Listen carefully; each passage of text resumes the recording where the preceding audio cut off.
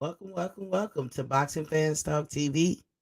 I'm your host, T to T. You can refer to me as Miss T.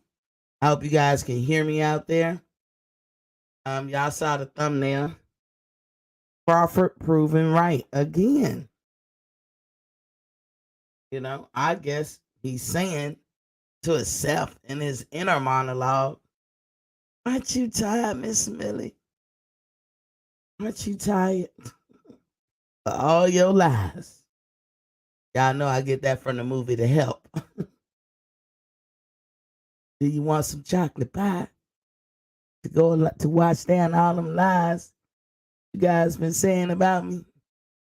You know, I'm just speculating that Crawford could be feeling that type of way in his head because dude just moving stuff. But before we get into it, y'all know the drill. Let's turn to.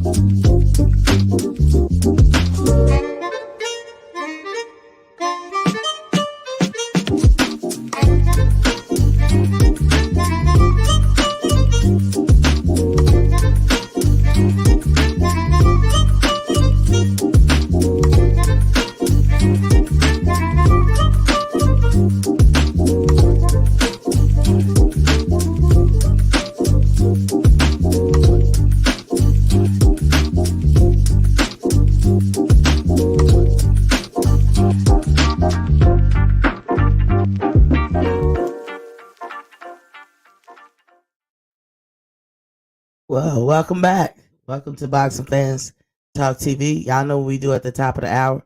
We do a water check, I'm on my 10 bottles of water. That's my usual. And, of course, after the show, I'm going to keep drinking until I go to sleep. We know the importance of water. Here at Boxing Fans Talk TV, we advocate for 100 ounces of water. And we also say if you're not a water drinker, at least 2 times out the day, become a water drinker. That's first thing in the morning, before the toes hit the ground, before you brush your teeth, before you do anything. If you think of the body as an engine, the water is your lube. A lot of moving parts when you get up. So, chug along, 8 ounces of water. Put it on your nightstand the night before, so it could be right there when you open your eyes. The second time at night is when you should drink water, and that's right before you lay down for your final sleep. Like not final sleep forever. Let me rephrase that. For your for your deep sleep at night, not when you cat napping or watching TV or doing something else in the bed, but when you actually laying there for your night's rest. And a lot of reads going on, revamping, recharging, rebooting, cleaning out your system. The average person burn between 900 to 1,000 calories a night. A lot of cool stuff going on. You need the water to, as a sustainer. And even the Heart Association say that everybody should drink at least 8 ounce glasses of water, a cup of water. Basically, 8 ounces is a cup of water before you go to sleep for your heart, for heart purposes. So you should do it. Mr. Golden is in the building. Welcome to the building, King. Okay, so y'all saw thumbnail. We don't have any questions, so I guess I answered all the questions. But remember, if you guys want to send a question to me, whether it's about this show or my other show, Finding and Helping You, more than welcome to do so at boxingfanstalk@gmail.com. That's boxingfanstalk@gmail.com. It's scrolling at the bottom. Please hit that like, share, and subscribe button. Hit the subscribe button if you haven't already. If you already have, you already locked in. If you're watching me back on replay, leave a comment. I listen. I'm open-minded, but I'm Miss T. I'm still T. Hit that like button. Lean on that leasy when you step into my easy. Or better yet, let's hit the like button when you step into my square circle. So, we come on every day, Monday through Friday, 7:30 p.m. Eastern Standard Time. And we just cook till we don't want to cook no more. I try not to be long on most days. I try to be more just, hey, let me put this information out and then I'm gone. But, when it's a good time, it's a good time. When the train moving, the train moving. So, anywho, back to the thumbnail. So Crawford was proven right yet again. I can say so much about this situation as far as his lawsuit. I mean, and this is what we talk about. That is the topic. His lawsuit. I feel like so many people lied, made up stuff, try to divert, try to deflect, try to project off of this lawsuit. So I want to set the record straight. How I thought this lawsuit was going to go is pretty much how it's going. It ain't going to be something that's going to be done overnight. You got a lot of people out there that feel like, why Crawford even wasting his time? And these are not sincere people. These are mostly Errol Spence fans or people who just don't like Crawford, period. Hanger-ons to Errol Spence. The average person would never ask that question. In fact, if this had happened to each one of the people that asked that question, like, why are you even doing it? Why are you, acting like that?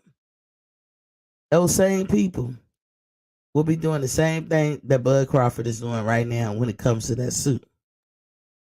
Now, for the record, what happened was that Bud dropped that suit like January 12th this year.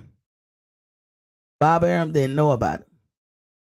The Post, a news media, reached out to Bob Arum to get his thoughts on the suit that Bud dropped. Bob learned when the Post reached out to him. Bob hadn't even been served papers yet. I guess news media keep their ear to the ground. As soon as Bud dropped the suit, people knew.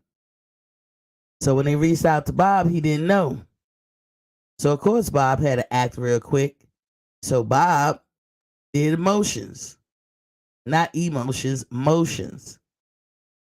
Probably to suppress, probably to move, anything to delay. Delay tactics.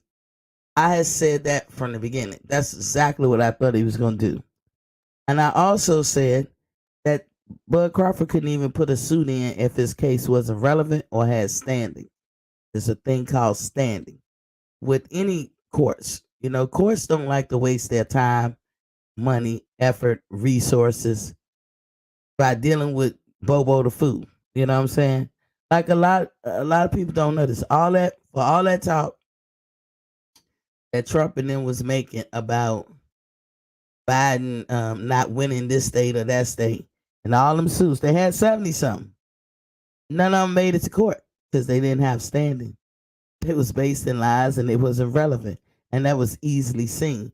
So when I tell you guys, there is a place to bring up irrelevant cases, small cases, or he say, she say type cases, namely like places like small claims court, but not the court that Bud filed in. So keep that in mind when y'all talking about, oh, he don't know what he's doing.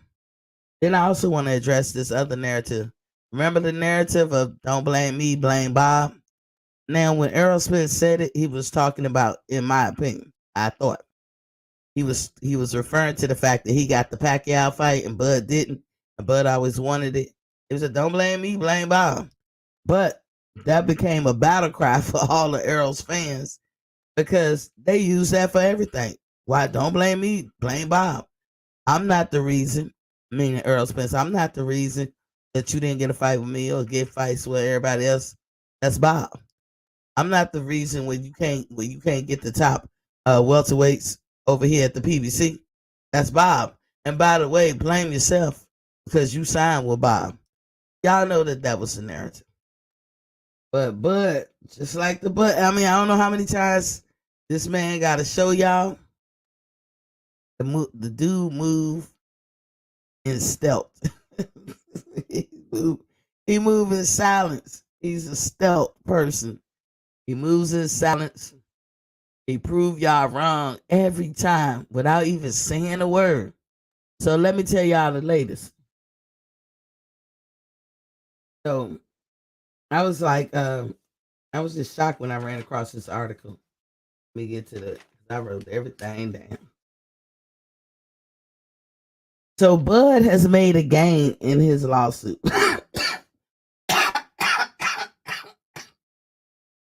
Sorry, hold on.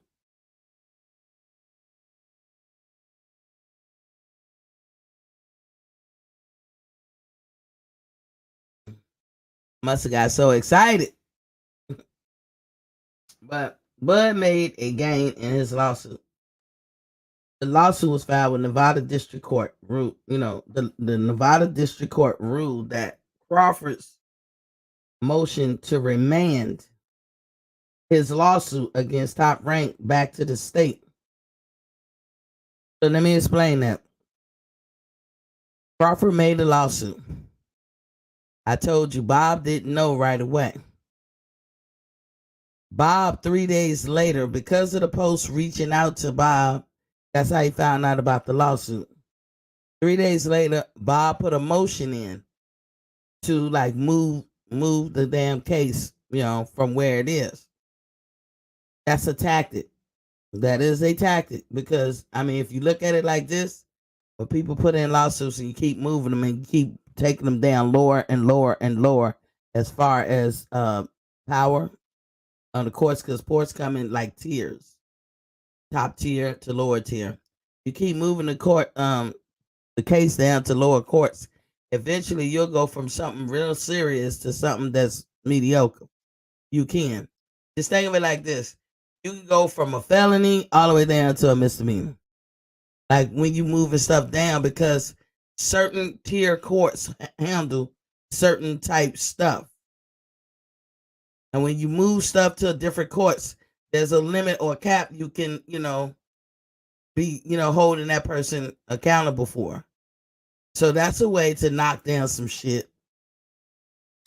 But Bob had his lawyers, crafty as they are, to put in that motion to try to move it to another court. Okay.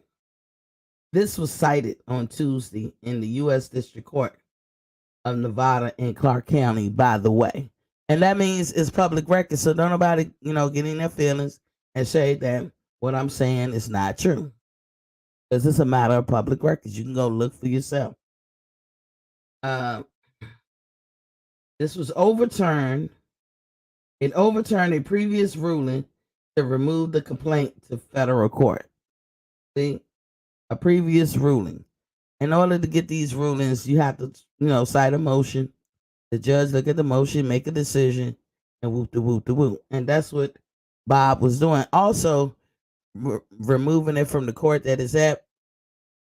Like I said, these are dirty tactics to probably lessen the charge or whatever it is, and also to like delay. Also, when you keep moving around, you got to think of attorney fees and how long it's taking and all this stuff. Bob realistically can drown Terrence Crawford in legal fees and legal proceedings. He could drown him. He has more money. Bob is worth approximately $300 to $500 million. Terrence Crawford is not. But a person like Terrence would look at it like, man, after millions, if you spending millions per month or millions every couple of months, after a while, you'll be like, fuck this shit. That's how bad Bob wanted to do that. Even though Terrence got him cold.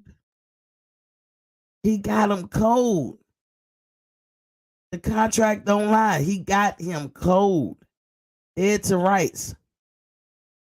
The judge sided and keeping the case at the state level, where everything Terrence Crawford said he wanted and he's trying to get, he gonna get. But Bob is willing to go through all this. And y'all telling me, like the guy that tried to come on yesterday was talking about ain't no racist thing or ain't no racial bias. Like, I'm not saying that Bob is a card carrying member of the Ku Klux Klan or no Grand Wizard, but Bob is racist. Bob do have racial bias. Like, he one of them types that he don't see the value in black people. Black people have no value to him.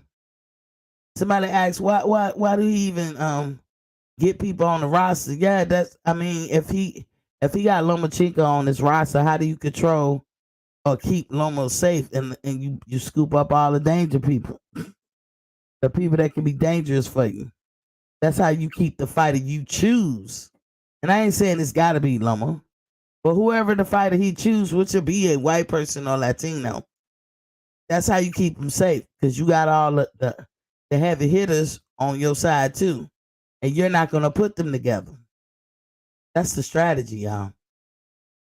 But Bud got him cold. And Bob know it. But he's ready to throw money. He ready to go down this legal battle where it's all day, every day, and be just drowning Bud in legal fees. He's also drowning himself in legal fees. Bite your nose off despite your face. I said that yesterday, right? So let's keep going, because I wrote down a lot of stuff. It's 6 counts of multi-million-dollar complaint against Nevada headquartered Top Rank with the 8th Judicial District Court in Clark County. Those were the counts that were filed on January 12th. They were filed with Clark County, that's the county, the 8th Judicial District Court. Top Rank is apparently headquartered in Nevada. I didn't know that.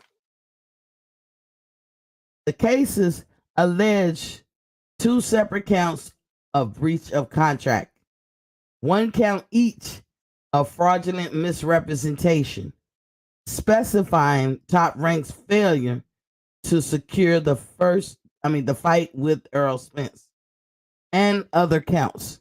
Here go the other counts: negligent misrepresentation, breach of the implied covenant of good faith and fair dealings, tortious breach of implied covenant of good faith committed by Bob Arum and his stepson Todd DeBoff. I think that's how you say his name. The suit is asking for $10 million in compensation. $4.5 million is breach of contract. That was the first breach of contract. $900,000 is unpaid bonuses second to the breach. It's the second breach of contract concerning he didn't get the fight with EJ. And like I said, the Post is the one that put out the racial bias, caught everybody off guard, including me a little bit. I think I talked a little bit about it. I didn't go ham or go in depth because I didn't know anything. But I just talked about the surface stuff that was hitting the airways at the time. But I would say the Post caught everybody, all us YouTube content creators. The Post caught all of us off guard by making it about the racial bias and all that stuff. And I'm going to tell you, I even did a video about talking a little bit about racial bias. And how I look at it is the racial bias will come into play in this case when you're talking about the character or the motive thereof. It has to. It has to, because that's going to come up in this case. D-Ray Promotions is in the building. What's popping, King? Y'all just don't be looking and stuff. Hit the like button. Hit the like button. I see y'all looking at it. I see y'all eyeing me. Hit that like button. So all of that's gonna come into play. PGH Big Dog is in the building. What's popping, King? What's popping with you? So I hope that you listening, PGH. All of those things, that racial bias, get off that narrative. If you're pushing it, you're just you're either straight up lying or your bias is just beyond you. Or you just I don't know. I can't understand why you won't accept things for face value.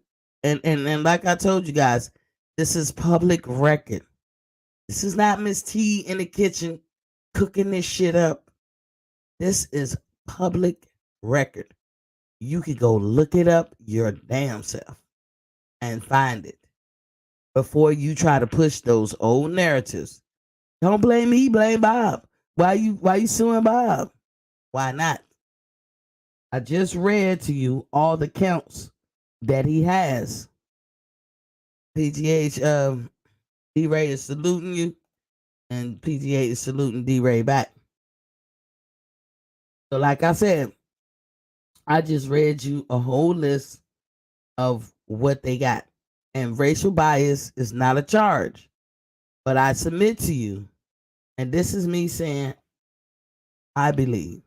See how easy it is to say, I believe, I speculate, I guess. I believe that the racial bias elements of this whole story is going to come into question or come into play when you're talking about a motive or you're talking about, like the person's character, what he typically does. That's how I see it. It is not a charge. And when you're talking about these charges, somebody's going to ask, why would he do that? Why are you doing that?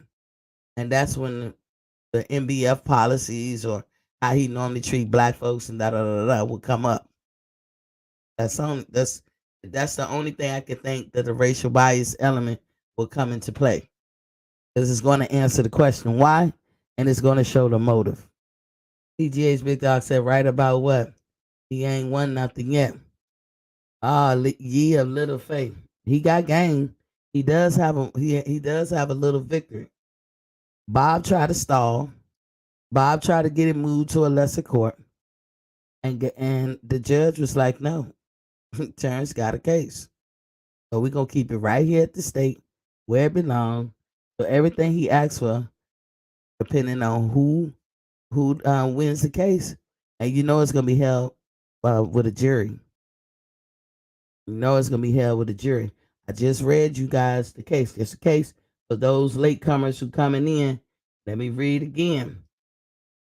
2 separate counts of breach of contract. 1 count each of fraudulent misrepresentation, specifying, and part of it was specifying Top Rank's failure to secure the fight with Earl Spence. Other counts, negligent misrepresentation, breach of implied covenant of good faith and fair dealings, a tortoise breach of implied covenant of good faith committed by Bob Arum, Todd DeBoer, Aaron's stepson.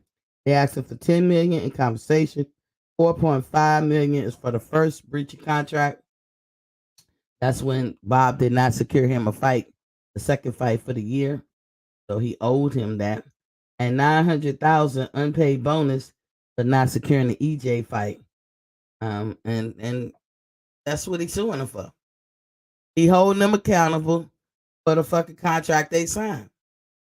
Anybody who got a problem with that, you can point to them and say they're biased, because that's the only way that they can have a problem with that, because that's cut and dry.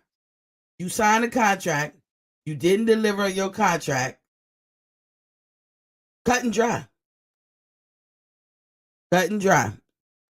And if you be like, well, why would he want to? And Bud says something wrong with Bud that's bias talking. It's bleeding through your pores.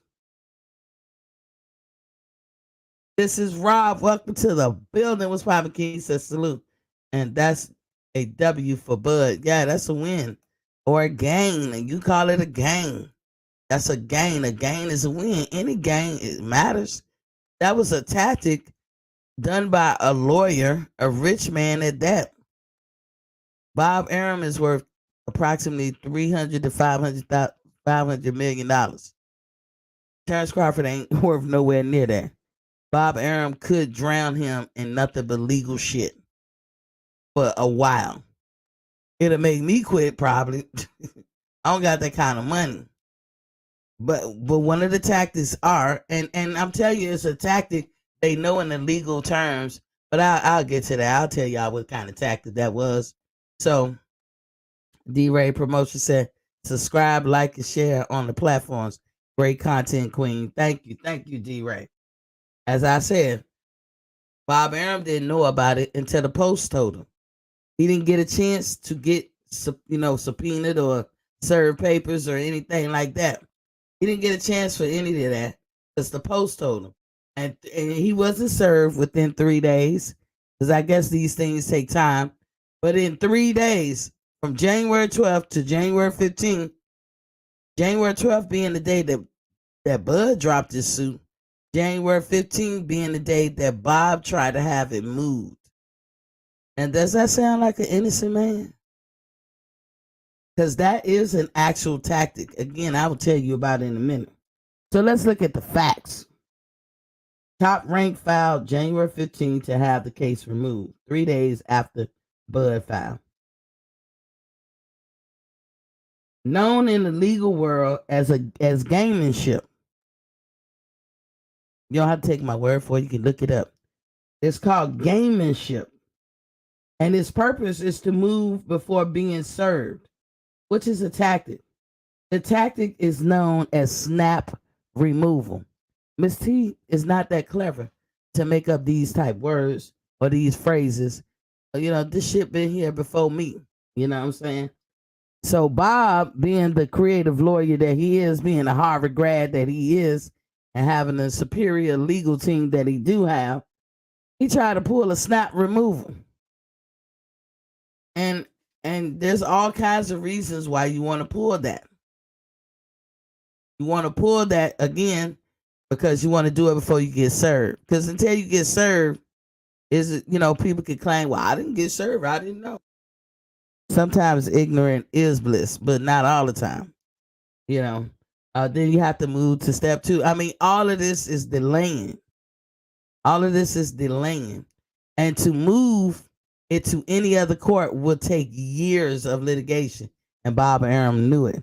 But to do it at the state level, no. You got to move in a timely manner. So, you see, does that sound like a man who's totally in the right? I just read you what the alleged charges or counts were.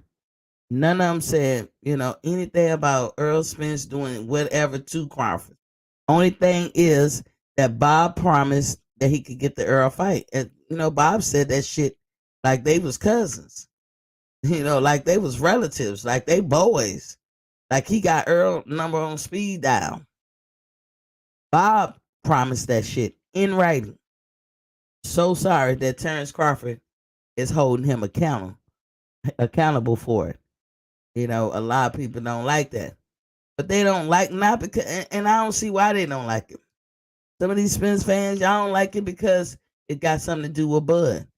God forbid Bud get a come up or a win or be valid in something. But all you people that was saying it was just racial bias, can't prove it, and Bud shouldn't be whatever, it's Bud's fault because he signed with him and all that. How y'all feel? He just proved you wrong again without even really saying nothing. He ain't said a word. This is an article. This latest ruling shows Crawford has the upper hand. Bob didn't even know about the filing, like I said, until the Post told him. But Crawford got the upper hand. His case is relevant. His case makes sense. At least the judge thinks so. But you don't believe me, I'll read it and I'll show you. And just so you know, it is public record. So you don't have to take Miss T word for it. You can go look it up yourself. It's public record. Why y'all acting like Bud is the problem? Because he signed with Top Rank. He knew what he was getting into. Why is he suing them? Well, don't blame me, blame Bob. I think about all that bullshit that generated, through the controversy of just Bud and Earl. And then I think about even the lawsuit. Like, it's so cut and dry. I don't see why everybody don't see Bud's point of view. Why wouldn't people be happy with it? That shows you how biased people is against him. It's not about his skills or this, that, and the other. They biased. Now you got to say why you biased. If you biased, it ain't the end of the world. It ain't a crime. Just say you biased. So we know to take whatever you say with a grain of salt. So we can understand why you lie. Just outwardly lie about anything when it comes to the suit. Y'all be acting like some of y'all act like Bud, y'all got Bud number on speed dial. I'm Bud fan over here, and I don't have his number on speed dial. I don't know Bud's every move. You know, I'm sitting here waiting patiently, just like you guys. But all that shit, I mean, you gotta wonder what the shit is for. Especially when it came to this suit, it's not like we didn't see the paperwork. I'm gonna tell you one channel I can tell you for a fact that showed the whole paper. I mean, we went through every little reading of that paper. Like it seemed like it took an hour, but that was barbershop conversation. But other channels out there have spoken on the suit and said what it was. But again, I you know what, I will give leeway because that Post article threw a lot of people off just trying to couch it just as a racial bias when it wasn't. Why they was doing that, I don't know. To sell papers, maybe. Everybody got a hidden agenda. But why are you, if it applies to you, so fanned up that you can't even look at stuff with, and take it at face value? Why is anybody mad about the controversy? How does that absolve Earl Spence, Bud suing Bob Arum? I mean, some people use the lawsuit as to be like, I told you it wasn't Earl, that wasn't Earl. I'm like, what the hell are you talking about? It's a breach of contract, people. It's a breach of contract. So let's read. Today's ruling, let me make sure that y'all can see it too. Okay, y'all can see it. So today's ruling suggests that Crawford has the upper hand in this argument. Top Rank Incorporated removed the case to this court before it was served with process. U.S. District Judge Judge Andrew P. Gordon noted in his ruling, plaintiff Terrence Crawford moves to remand the case to the state court, claiming that removal is barred by the forum defendant rule found in 28 USC 144.1 B2. Y'all can look up these rulings or case, whatever. You don't have to. Just follow along.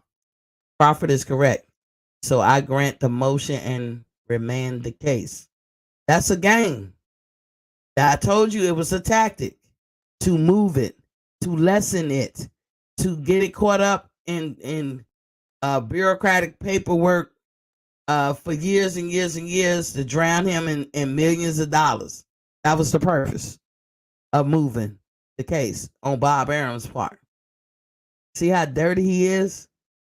You know you signed the contract to pay Crawford if you didn't get him an EJ fight. You signed the contract for him to have 2 fights. So you owe him money. So now you owe him, I guess, the amount that they come up with pain and suffering and everything included, because it's 4.5. I'm going to get to how much it is. But it's not much. Crawford ain't asking for much. But you ready to spend that what Crawford is asking and more just to drown this man in paperwork and legal jargon and going back and forth, fighting motions after motions.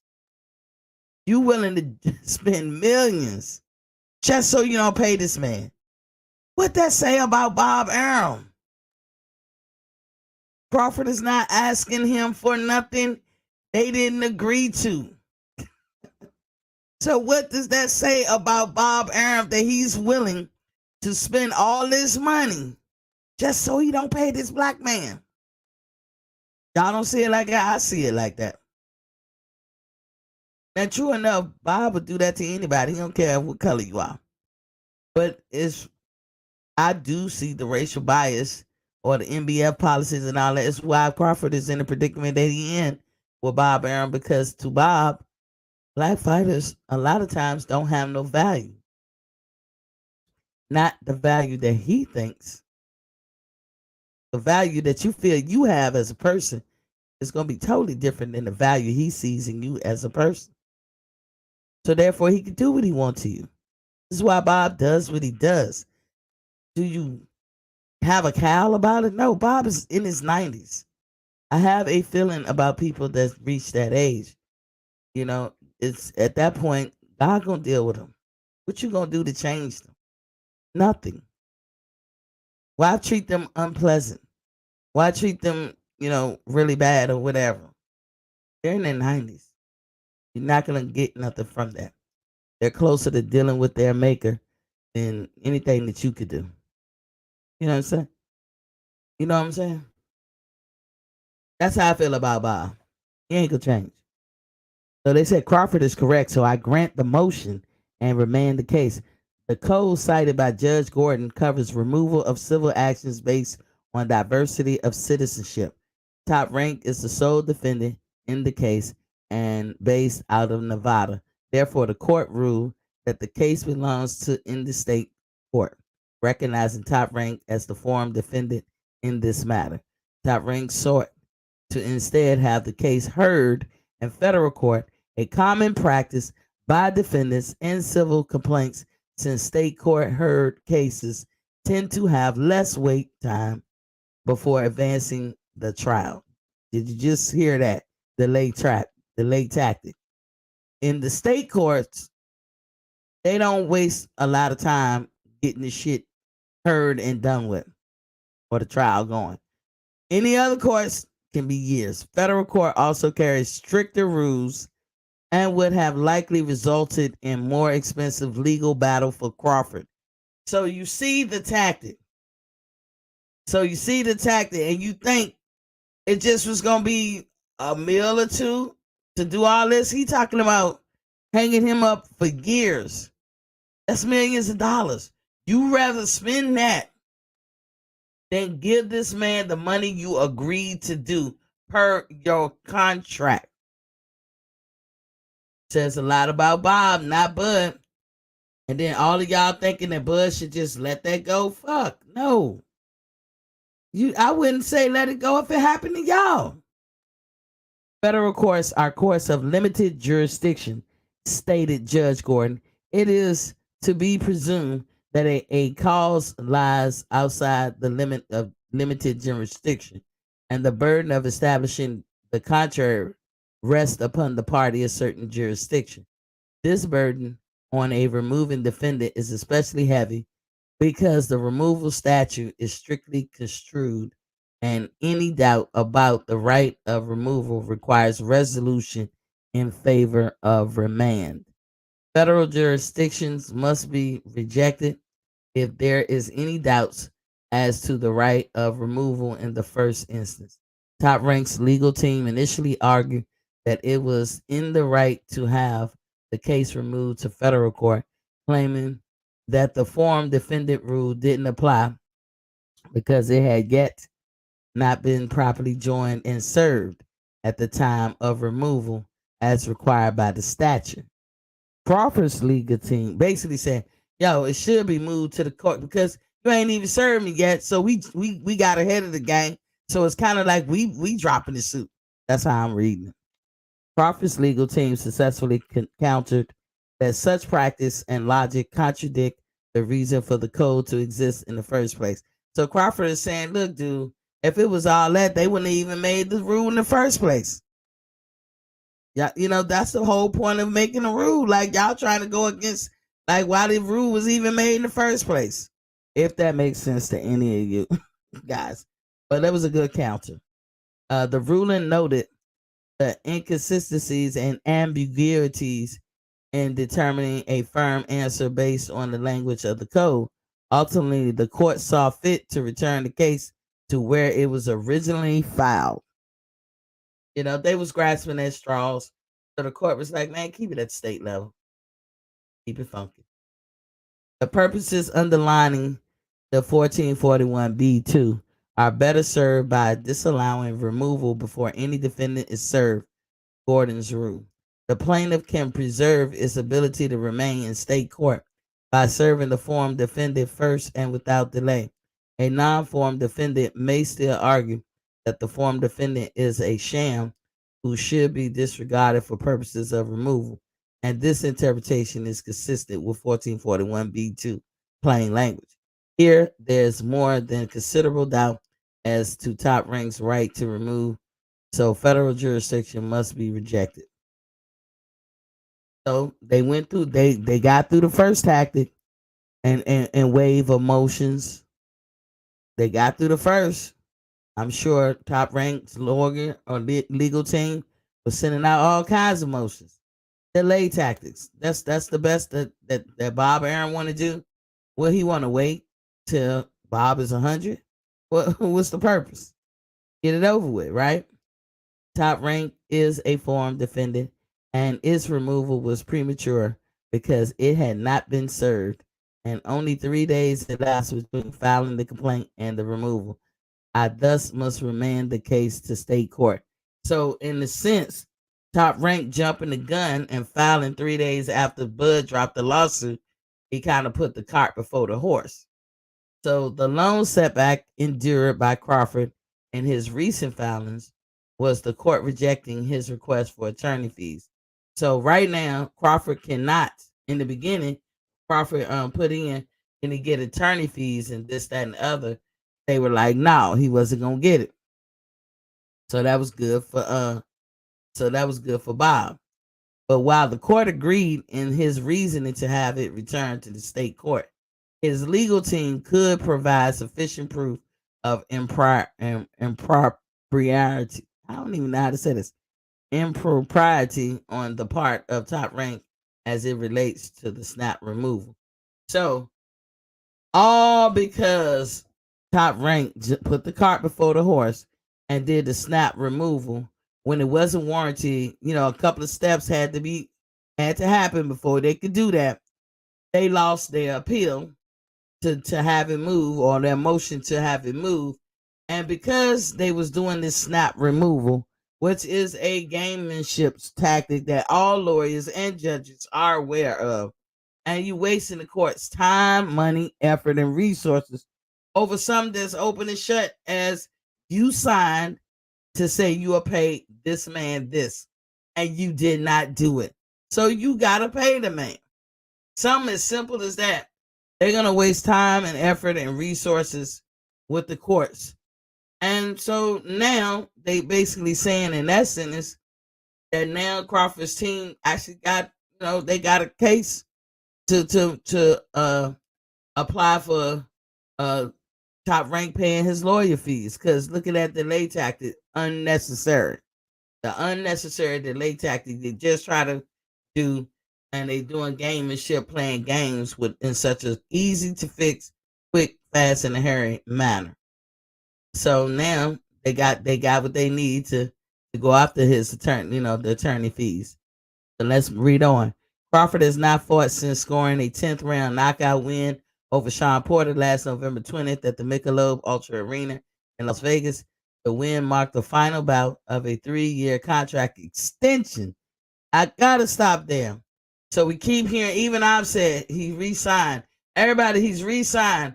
He did this, he did that, like he did the crime of the century by re-signing. You really cannot be mad at Bud Crawford because he re-signed with Bob. That cannot be the reason you have vitriol hate for him, or part of the reason. But I know y'all like to say that's what it is, but it ain't. It ain't. It really ain't. It's your biasness. Just say you biased and move forward. Why you biased? Put the oil down. That's what it is. So, like I said, 3-year contract extension. There it is, right, between Crawford and Top Rank, predating his October 2018 12th round knockout of then unbeaten Jose Benavidez Jr. Now listen to the words I read next.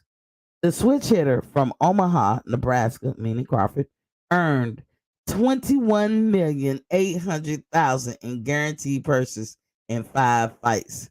Let me say that shit again. 21,800,000 in guaranteed purses and 5 fights. You know where they get this number? It's a whole part of the court paperwork. Public record, go look it up. This shit is in the court's paperwork. Plus an additional 245,000 in training camp expenses under the 2018 extension, according to court records. Y'all ain't hear me. Maybe for the ones in the back. The switch hitter from Omaha, meaning Terrence Crawford. The switch hitter from Omaha, Nebraska, earned $21,800,000 in guaranteed purses in 5 fights, plus an additional 245,000 in training camp expenses under 2018 extension, according to the court records. This is not what Miss T saying. I'm not pulling it out the side of my neck. I'm not making it up. To all y'all haters, the man got bread. Why you thinking he was broke? Oh, he did such a bad deal. He's the highest paid welterweight in this time frame. Since if we want to go back to 2018, we can go back to that time frame. He's been the highest paid welterweight. So much for ignorance. So much for, bad business. That's a lot of money. It don't sound like bad business to me. Sound like somebody gonna be rich for the rest of their life and their kids. The 2018 extension called for 2 fights per contract year. You hear that? To all the people that want to act dumb, or really is dumb, or just plain biased, or liars. To anybody who say different, this is by court records. 2018 extension called for 2 fights per contract year, which Crawford's team alleges he was denied in the second year of the agreement, which would run from October 13, 2019 to October 12, 2020. With the argument stems the claim that he is owed a minimum of $4,500,000 for the missed fight. So when y'all asking where this $10 million comes from, that's part of it right there. Okay? That's part of it. And that's an average. That means they looked at all the monies that he was guaranteed and came and added them up. It came up with an average. That's his average pay. Earl won't get that much. No other welterweight was getting nowhere near that. But he's a bad businessman. He's ignorant. He's a slave, right? Okay. The complaint omits the 3-month period where no stateside promoter ran boxing events due to the global pandemic. So they gave a reprieve for that little bit of time, that first part of the pandemic. Also not included in the complaint was Crawford's on the record claim that he would need to be better compensated beyond his contracted guarantee if he were to fight without fans in attendance. So he didn't even put that shit in. So if it was to happen, then they have to pay me more, Crawford noted during an April 2020 interview on the Sports Illustrated Boxing podcast. They have to pay me more because fighters of my status and on my level, we get paid for the people that's coming there as well. So if I can't get paid off the people coming, then I'm going to have to get paid up front. I mean, you got to pay us fighters because we're taking a big risk and health risk at the same time. You can't play boxing. One false move and you could be 6 feet under. So as a result, Crawford fought just once during the second contract year, a 9th round stoppage with Igis Kavalaskis aka Mean Machine, in December 2019 for the second defense of his WBO welterweight title. Crawford earned $4.8 million for the ESPN televised main event, slightly above the five-fight average guaranteed purse during 2018 extension. So basically, they had to take all his money up that he had been making and come up with an average, and that's how they came up with his guaranteed purse. And this was back in 2018. So his average compensation under 2018 agreement was approximately 4.5. So even I've said 3 million. So we got to knock that shit out. You see it in writing now. This is part of court records. 4.5 was his average pay. Was his pay? Either got that or more when he fought. No other welterweight was getting that. Per bout, argued Freeman. Thus, Top Rank owes Crawford no less than 4.5 for his breach of the 2018 agreement by failing to provide Crawford with a second fight during the second year of 2018 agreement. Additionally, Crawford seeks compensation for Top Rank failure to deliver a fight with Spence during that same time. According to the complaint, both parties entered into a championship bout agreement for a 12-round bout for Crawford to defend his WBO welterweight championship belt against Mean Machine on October 11, 2019. During the negotiations in or about October 2019, Crawford and his negotiating team informed AREN and Dubois that he would not take the fight for the $4 million being offered to him. AREN and Dubois informed Crawford that he should take the offer because the fight with Spence was around the corner. The Top Rank could quickly make Spence Crawford fight happen.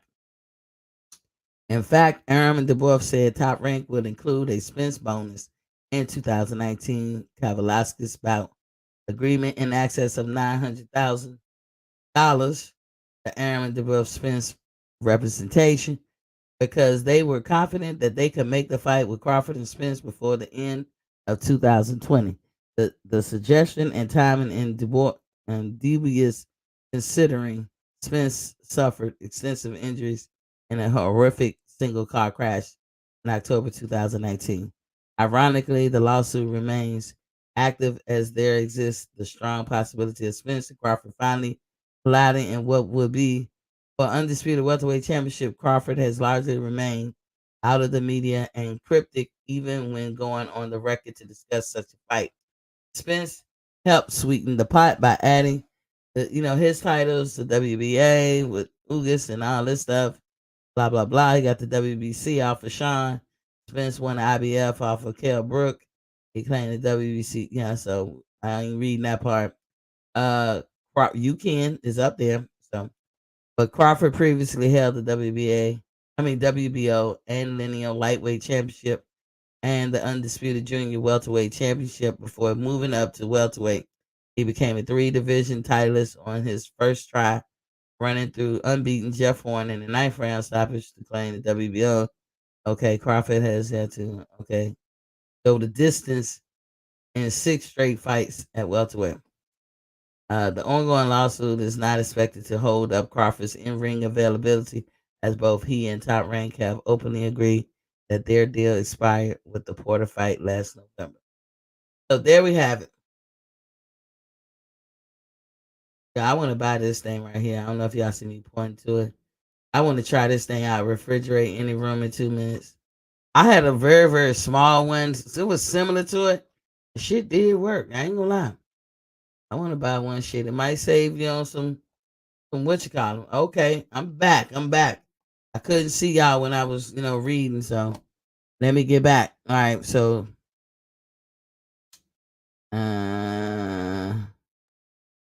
Walter Tran said, "What Spence have to do with this? Not much. And as you see, I didn't harp and linger on Spence. I brought him up as relevant as I could. What you mean? What do Spence got to do with this? I read it to you that Bob Arum promised in writing to Crawford to get him to take other fights that he wanted Crawford to take. Hey, take this fight. I got Spence. I'm about to get you Spence. It's around the corner. So Crawford could either just take his word for it, doing a gentleman's agreement, like shake hands or something, or Crawford could make him put it in writing. And then they were so trying to sell Crawford and fighting the guys that they wanted him to fight. And Crawford told him straight up, no, I don't want to fight Mean Machine. I'm trying to fight Spence. Well, I tell you what, to show you we're an honest broker. I'm pretending like I'm Bob Arum or his assistant. I'm telling you, we're gonna get Spence. But if you do this fight, we're gonna get Spence. And I make it sweeter. Just to show you I'm straight up legit when I say I'm gonna get Spence. If we don't get Spence, I'll pay you $900,000. So Walter Tran, when you ask me what Spence got to do with it, about that much. When it comes to the suit, anybody who talks bad about the suit is biased, and you're showing your card. You're showing your card because this is public record. We don't got to speculate on it. We see the alleged charges. We see the alleged counts. You ain't got to guess about it. You see it. But if you still be trying to act like, I don't understand this. This don't make sense. Why Crawford doing this? That don't prove nothing. It proves he was dumb. He's a terrible bitch. All the negative narratives that one can say. I mean, hell, this lawsuit gonna bring out a lot of shit. Bring them out. Remember that song? Bring them out. That's what this lawsuit gonna do. It's gonna pull the scab off a lot of stuff. It's gonna pull the curtains back. Because when they get to court, as I said before, there's discovery. They both get. But discovery means that Bob Arum got to open his books to the public. You think Crawford the only one that Bob shitted on? A lot of people gonna find out what Bob been doing behind closed doors, and a lot of people ain't gonna like it. And Bob don't want to show that side of him. Bob tried to, settle it out of court. Let me give you something. Let me let you hold something. Terrence is like, no. Because I bet you Terrence know. I even doing this, part of the reason of doing this, because it sounds too much like right, You agree to something, you live up to your end of the bargain, and the other person stiff you on it. Fuck no. The next step, logically, is to take that person to court and make them be accountable for what they signed. But another reason Terrence can have, because Terrence know every little lie that y'all tell, and every little lie, the embellishments of stories that y'all make up, gonna be coming out in this lawsuit. First of all, cut the shit when we talk about he re-signed with Bob. It's an extension. It makes a difference, show. It makes a difference. And when he extended, he got what he wanted. If Bob felt like that Terrence was making him lose money, because everybody like to talk about that one, then why did you renegotiate the extension? Why extend? So cut the shit with the several different contracts that he signed with Bob. We can no longer say that. Court records. You can look it up. It's public record. For the public, you can look it up yourself. Court record shows that it was an extension. So he signed with Bob once and he extended. So much for that bullshit.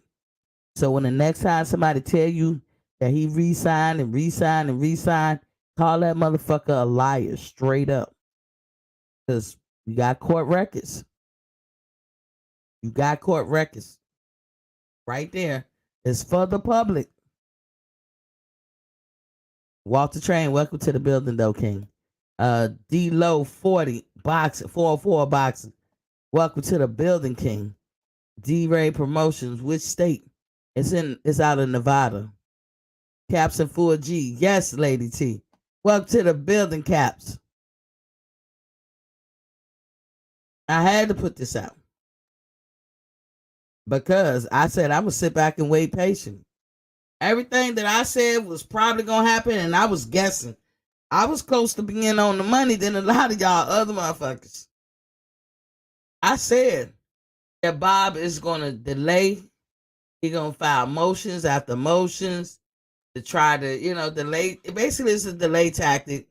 Try to drown Crawford in legal defense and all this. Everybody say why Crawford's signing. They don't. They act like he didn't have a right to sign. Oh, you signed with him. So it's your dumb black fucking fault. You signed with him, black man. Top rank Toby. It's your dumb ass fault. But yeah, but as if when you sign with somebody, good or bad or ugly, people, you can, each party can hold each party accountable to what they sign. Oh, it don't blame me, blame Bob. I like that one. That one was funny as fuck to me. I never really spoke on it. Earl Spence, I'm not mad at Earl. You know how I took it? Earl said, don't blame me, blame Bob. Why should I be mad at Earl for saying that? No, none that I can think of. I never was. I took it in the context of which it was spoken. He was talking about the Pacquiao fight. He got the Pacquiao fight. I don't know what Bud could have said that made him have that response, but I ain't gonna put it past him. I didn't hear anything. I didn't see anything. I actually looked. I didn't see anything, but he probably did. They could be texting each other. I don't know. But Earl clearly said, don't blame me, blame Bob. And he didn't say nothing wrong. He didn't do nothing wrong. He just said, hey, I got the Pacquiao fight. Try to get it. But hey, talk to Bob. My people make sure I get shit. Nothing wrong with that at all. And to this day, I still say, if you see anything wrong with that statement, something wrong with you. Right? But Earl fans and hanger ons took that and had a deeper meaning. And I'm going to speculate, or I'm guessing or believing, as a grown woman, I can say that. I believe that it was a deeper meaning because they said it all the time. And I was like, they're saying it out of context. Don't blame me, blame Bob. It's Bob's fault the fight didn't happen. Why you blaming us? Don't blame me. Not really Bob's fault that the fight didn't happen. I don't know what kind of logic you guys are used to, but it's unreasonable. I mean, Bob didn't have the authority to make it happen. That's what Bob didn't have. So it's not like when you said it's his fault. It's better to say he didn't have the authority to make that fight happen. Y'all hit the like button. Stop reckless eyeballing. Y'all know I'm kicking some good information. If the truth hurt, it hurts. I'm sorry. But you guys, a lot of you guys are fugazi out there. Y'all know who y'all are. You're making up lies. You're embellishing things. You're taking it out of context. You're making a mountain out of a molehill. You know what I'm saying? So what Earl was saying was actual factual. Hey, blame Bob. He could say that. And he could be flippant with it. Terrence don't lose. Terrence ain't gonna have no cow from him saying that. I didn't.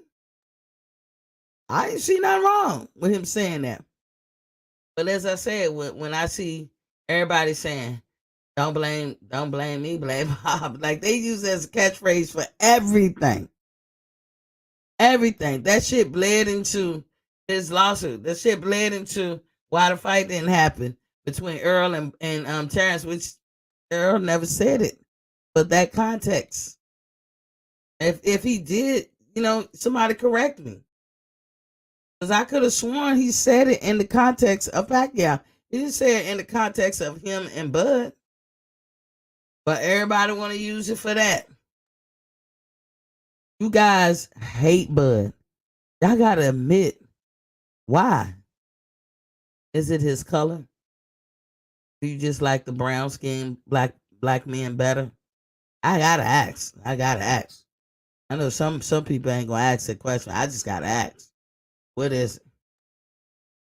What is it?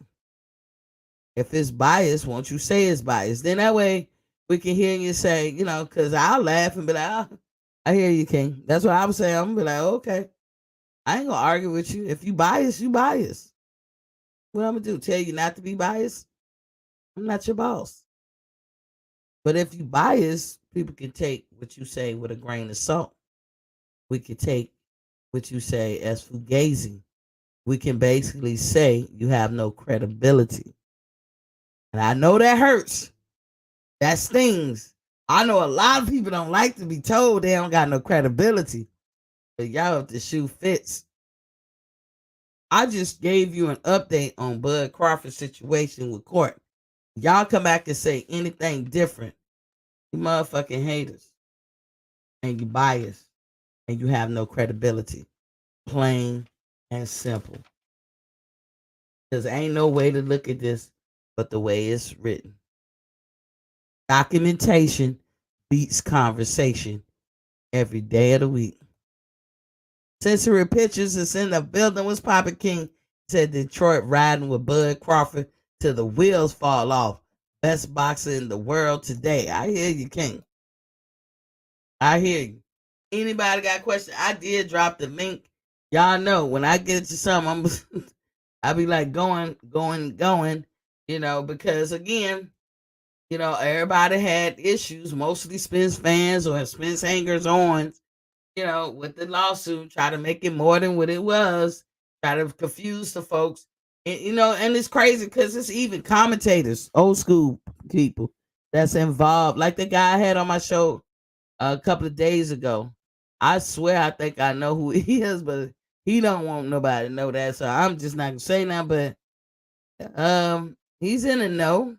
Or people be close, the executives or people who do be rubbing elbows right up there with Jim Lampley and Max Kellerman and Brian Kenny and Brian Custer and all them. The people who really be right there with Espinoza and all them cats, or be behind the scenes or whatever. They will sit up there and lie to you too. They will sit up there and put out some narrative that's a straight fucking lie. Y'all gotta start asking why. What is the purpose to lie? What does it garner you? Even when us content creators put out something, if we lying, you should ask why. Why lie? And if you lie once, what's stopping you from lying again? It's a thin line between lying and being wrong. You can be wrong. I can be wrong. I would come back and make an update on me being wrong. Like, yo, I said this yesterday and I was kind of wrong. I changed my mind. I don't look at stuff quite as like that no more. I got to give, mitigating factors their due. Something like that. Be woman enough or man enough to come back and say what the real facts are. But you got content creators out here that's straight lying. And they don't come back and try to recorrect or nothing because it served its purpose. You hit the like button and you are subscribed. You know what I'm saying? Maybe for them it's about money. Maybe for them it's about vain.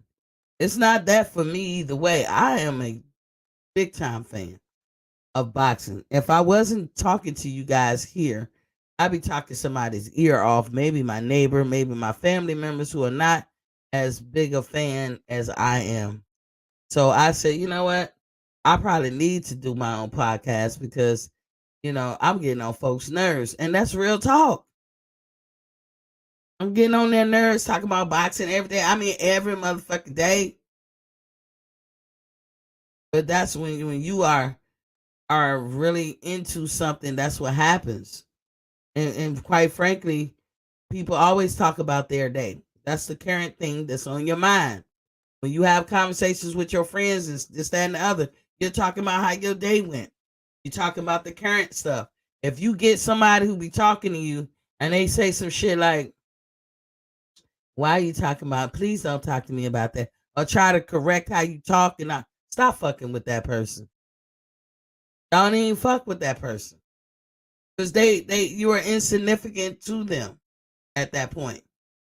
Once you're insignificant to them, just stop fucking with that person. Don't say nothing to them. Find people that do want to talk about the topics you do.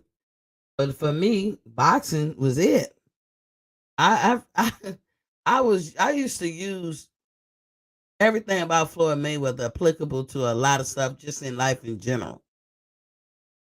Hell, I used to even play with my kids. I'd be like, y'all dad, this, that, and the other, talking about Floyd.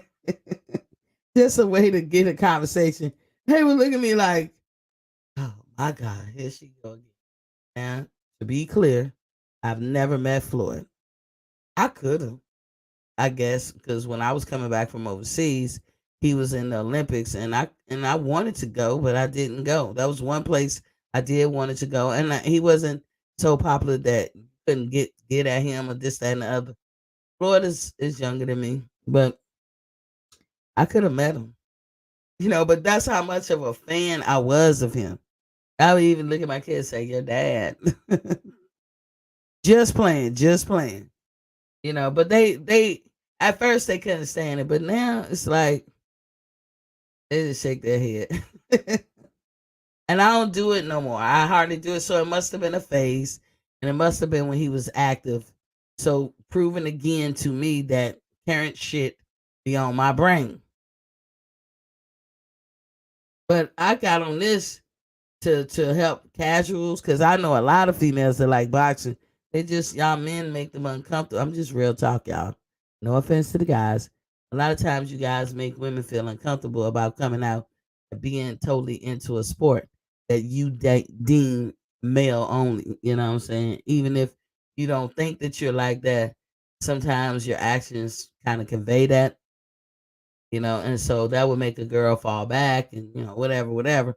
But that's neither here or there. But that's why I did the podcast, because I was like, well, hell, I'm female and I like it. If you see I like it, won't you come out here and talk to me? So all the females out there that's looking, hey, come through the chat, holler at your girl. Ain't no dumb questions, ain't no dumb answers. No, holler at your girl. You be your salty self or whatever. You be whatever you want to be. I ain't gonna judge. I ain't gonna tell you can't be that. You know what I'm saying? Plus, I want casuals to become more than just casuals. I want them to become novice and experts. But and I always say, like, if you watch my show for about a month, you'll be able to keep up with anything in anybody's show. Because I'm going to tell you the behind the scene things and the relevant things and the factual things. I don't have no time in my life to make up nothing and embellish anything.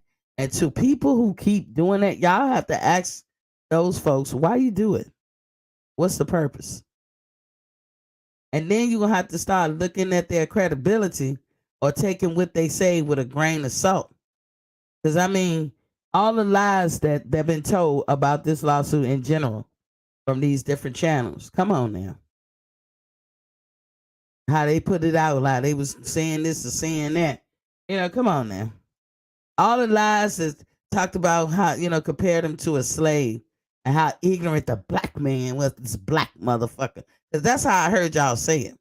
Y'all might have didn't even say it like that, but that's how I heard y'all say it. I was like, damn, they jockey for the position of a master. Sometimes it feel like that. I know I can get an amen. Sometimes it feel like that. Sometimes you be dealing with a black person and you be like, man, they really jockeying for the position of master. You really gonna tell me that a man you don't know, never really met, no kin to, don't even live in the same state, ain't got nothing to do with how you live or don't live, you are that upset with him because he signed with Bob AREN? You that upset? That's a lie. Hey, we got friendly ass civilian in the building. What's popping, King? What you got on it? How you Hey, doing? Miss Steve, thank you very much for letting me on the platform. I appreciate it. This D-Ray though, in my boxing term normally. Oh, okay. What's going on, D Ray? I just wanted to salute you for your topic of what you brought to the boxing talk community today. I think that was outstanding. Because I didn't hear that nowhere, but I heard it here first. But go ahead. I appreciate you, but what you think about it? I mean, I said I was gonna keep up with everything that I said I'm gonna keep up with and keep my ears to the grind. I'm going to do it, and I tell people I really want women. I started the podcast because I want women to come out the woodwork because I know we out there, and I'm not saying a safe haven. You shouldn't be. I'm not scared of no dude. So I mean, but I know sometimes Facts. I know sometimes dudes like to have their arena. They in the cipher with the other dudes. I know how to fall back because I also equally don't like it when dudes be coming up when there's a bunch of women around, be all interjected. I'm like, nigga, do you see all us got coochies over here? Like, get the fuck out of here.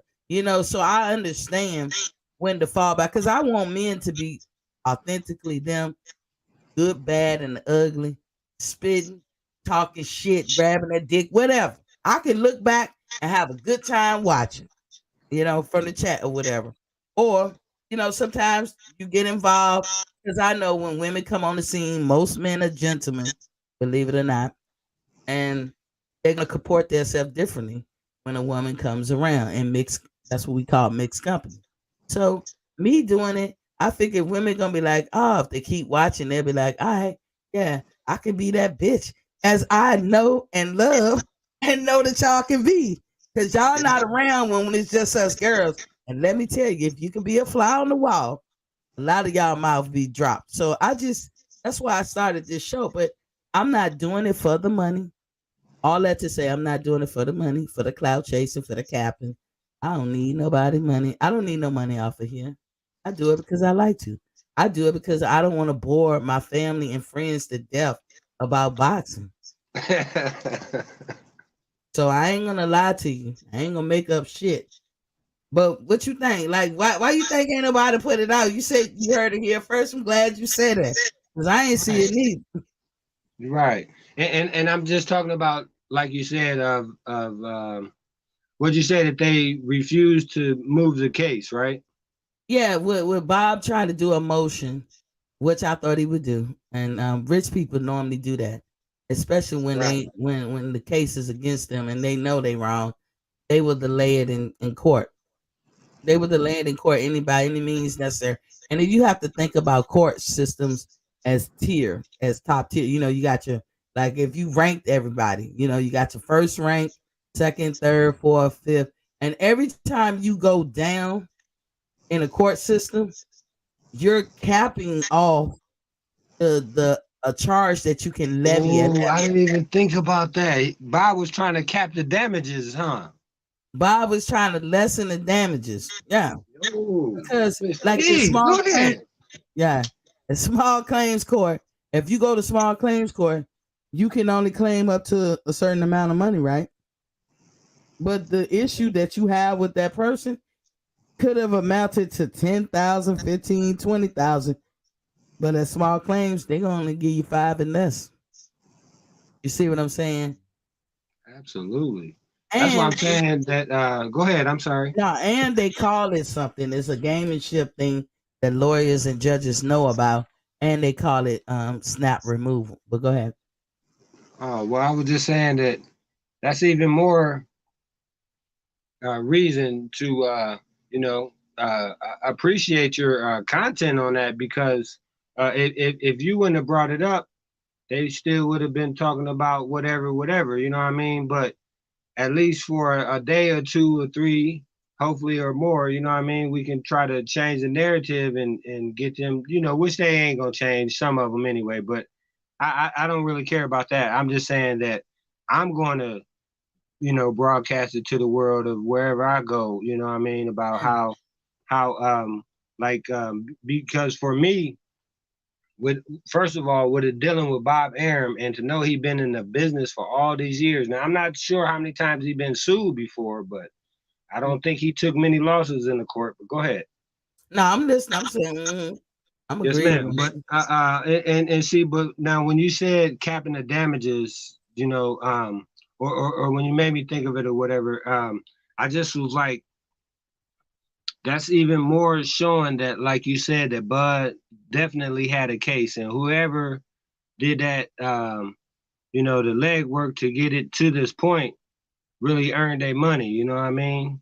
Mhm. I think Bud always knew he had a case. Bud, Yeah. why I can relate to Bud, and I say this in full disclosure, it don't mean nothing. I met Bud twice. I met him in 2015 and I met him in 2021. Pleasant man, both times. Right. Lovely guy. You can tell he a family guy. I mean, he Bud is a typical Libra. He really is. And how I know is because I'm a Libra too. And I'm telling you, we move in silence. When Yeah. it's something serious, we move in silence. We don't have to we don't understand when you can't see it as clearly as us. We don't Right. like unfair play. Now I'm telling you, Libras cannot let go unfairness. Now you asking a lot. Everybody got their breaking points, but I'm gonna tell you, a Libra across the board, it it is like almost detrimental to us to deal with unfairness. That's why I understand Wilder. He's a Libra too. Okay.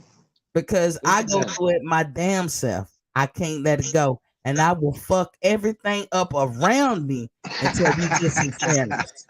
My family know I'll flip the table over. They be like, this bitch, you tripping on that little shit? Nah, it better be fair.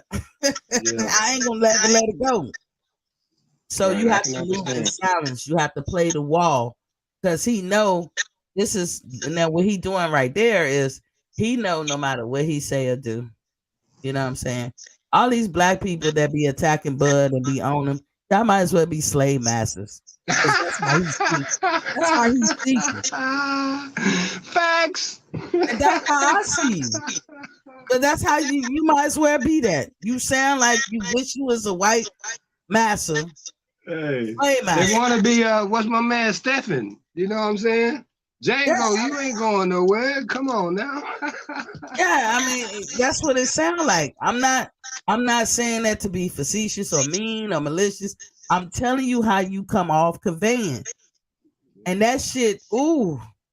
And when you lie and you get people up in the uproar, see, that's why I know, in my opinion, now, once you step in the ring, anything can happen. Earl could win that fight with Bud. Bud could win that fight with Earl. They're both great fighters. But Bud gonna hurt him. This Yeah. is why I know. Because of all the dirty deeds and the Yeah. tactics. What you did, he can't get over. Right. He It just is keep biting piling up his too, huh? Every day there's something new. he's biting his tongue until the time comes. Now a lot of people gonna think, oh, well, he's gonna be sporadic and he's gonna want to slug it out, and that's where he's gonna make foolish mistakes. No, he's gonna be the best he ever could be. Right. You Sure. bring out when you assault a Libra at their core, you bring out the best in them. And I mean the very best. And they be hitting on all cylinders. So this is why another reason why I feel I know Bud gonna kill him. Let me give a shout out to to Tay. Tay, what's popping, King? He said Bud knows his time up. Bob. See, Tay, I ain't gonna let you in with that bullshit. But yeah, D right. I mean, I read that. I normally do not, and I tell you guys the truth. I normally do not look at other people's shit until like a day after. I'm a day late. So if you come on after me, then I get to see you in real time, depending on how late I stay up. But if you come on the next day, like you come on before me early in the day, I don't watch you during the day of the show that I'm going to do because influence is influence. And I like to be authentically me, authentically with my mind and everything. And that article is not, I don't think it's hidden, but I don't think it's out on Front Street neither. As a matter of fact, I'm gonna look that up. Okay. Yes, ma'am. I'm gonna look it up right now to see because there's one place that I always get my boxing news that seems Yes, ma'am. credible. Now, I apologize, but now it was that they breached the contract of not getting a fight and something else, right? They breached the contract of that. They did not pay him the extra bonus money that they said they was gonna pay him for not Okay. getting for not securing the Canelo fight. Everybody act like they don't understand what that's about. Bob thought he could get Canelo. I don't. You have to ask Bob. EJ, right? EJ. Yeah, yeah. I mean, I'm sorry. Yeah, EJ. I'm All right. looking at a picture of No, Canelo. hey, but it sounded better when you said Canelo. So go ahead. I was looking at a picture with Canelo. It's funny how the mind works. Hold Bob, on, she did the Adelaide Bird. She said, yeah, "I'm scoring this round for Canelo." I know, right? Because I'm gonna talk about Canelo too after this. But Bob is the one who said I can do this with EJ. EJ is his own man. Right. And see, and then if Bob said, if you gonna tell me, yo, I can get EJ, and I be like, all right, you can, but you're telling me to try to convince me to do something I don't want to do, which was he had that fight with Mean Machine. And Bud probably thought it was a waste of time. No, I said EJ, give me the EJ fight. And they was like, I tell you what, as only a wheeler and dealer can do. You do this silent for me, I do a silent for you. Not only am I gonna get EJ, but if I don't get him, so it can be a win-win for you, I'll pay you $900,000. And what happened? He didn't get EJ. So you got to pay him. That's the second breach of contract. But then there's other things that they call good faith covenant something. All right, let me go to it. Okay. I listed it. But you did a great breakdown on it anyway. I just wanted to thank you and salute you for that. Yeah, thank you. Yeah, it's called breach of implied covenant of good faith, fair dealings. Look at that word fair. And it won't just Bob talking to him in his ear. It was his stepson, Right. Todd the Wolf. Wolf, Yeah. how can I say his So name? so hold on. So it was breach of implied fairness. Is that what you said? Uh, so it says, let me go back. Breach of implied covenant of good faith and fair dealings. Then it Okay. says Damn. a tortoise breach of implied covenant of good faith committed by Bob Arum. And tortoise is something common you would hear in court. I can't really break it down what it means, but that's something that Right. most motherfuckers in court Thank you do. though. Yeah. Yes, ma'am. Because that's real. Real nice and you know easy for people even like me to be able to kind of understand. And that's the thing though is if he's getting hit with a breach of not being able to have good faith and fairness. Well, when we find out what this tortoise mean, he could be in some big trouble. But I'm gonna fall back. I just want to thank you and salute you and let you go on with the rest of your show. Thank you, though. Thank you. Thank you for Everybody coming through. subscribe, like, and share because this is real content right here. That's why I appreciate you, Queen. Thank you. Thank you. And so all I say to you guys going forward, whenever you hear lies, question them. If you don't question them per se, then question why. Ask what's the purpose. Always ask why. Because you're gonna find your answer. Because that nigga is sucking the others off. He brown nosing. He oiling himself up. He hanging on. He biased. If you biased, I tell you guys all the time, I'm biased when it comes to Deontay Wilder. I think I'm getting close. I could be close to being biased for Terrence, but I'm not. I'm biased for Deontay. Meaning whatever Deontay say, I'm gonna give him the benefit of the doubt. I will not cake or lie for him though. Never. Nobody to me is worth it. Nobody. And like I said, I'm a true fucking Libra. Fairness forever with me. You really want to get me upset?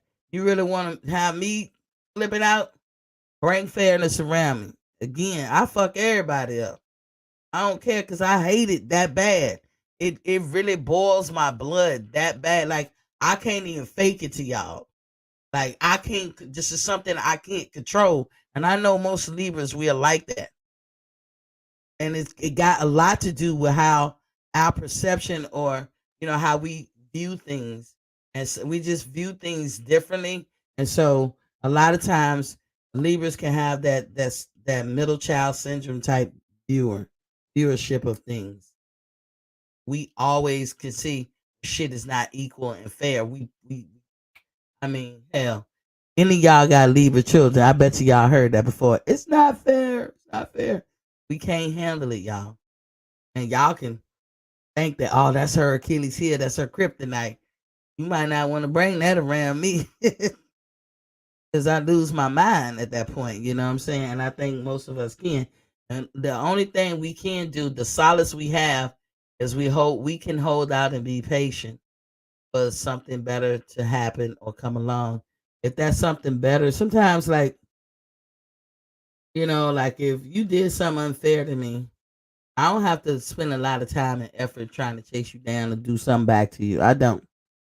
But it could be 15, 20 years from then and I see something happen to you, I'm gonna be happy. Being honest. And I'm gonna be saying in my head, that's what your motherfucking ass get. You don't want to see my face because my face gonna say a lot. I might not say nothing. I'm like, remember when you did that shit to me 10 years ago? I know it sound petty, y'all. I know it, but y'all don't understand us. And we don't understand y'all, so aren't we all nice and content? I'm sure it's quirks about every zodiac sign where folks do some crazy shit. Like I could tell you, most Capricorns are conceited. They just are. But they really insecure. I touch a nerve. I'm sorry, but I mean, I call it like I see it. They real conceited, but they really just real insecure. They hide it very well though. They hide it. Scorpios, y'all are funny. Y'all don't like motherfuckers for no apparent reason. A Scorpio either like you or they don't. And even they can't really fully explain why they don't like you, but they will dislike you for life and show their ass with you. No rhyme or reason. I'm just naming the quirky things about certain signs. Cancers, oh, they could be some evil bitches, men and women. Oh my God, they off the chain. But a Cancer does everything for the family. If they steal a car, they stole it for the family. If they committed fraud or whatever, they did it for the family. If they stole a pair of shoes for themselves, trust me, it's for the family. Cancers do everything for the family. That's why it makes sense to them. Geminis. You got two personalities. You definitely a Jekyll and Hyde. And I'll be cool as a motherfucker with one of y'all. But it's that other bitch, nah, I got a problem with. But I can go on and on and on. I used to really be in zodiac signs, but I can go on and on and on. But I can tell you, just being a Libra, how we are and what things that get to us and how we just respond to things. And I'm telling you, Terrence Crawford, I can so relate to him because he act like a typical Libra to me. Mr. Golden said, I'm not Lady T and I'm a Capricorn. You not conceited, Mr. Golden? I don't know, Mr. Golden. Like Mr. Golden, I don't know you to be a conceited neither. And I will say, look, the zodiac stuff, they're not absolute. But a lot of times they are right on the money. There's different levels and different kinds of conceitness. People hear conceitness and they always think negative, but there's actually positive conceitness, not to get all the way into it. But sometimes that's what it is. He said he a Capricorn. But sometimes Capricorns can be conceited and they are very insecure. And it's okay because a lot of us are insecure, but they got it real bad. Like that's a thing with them. And this is what leads to them coming off like conceited.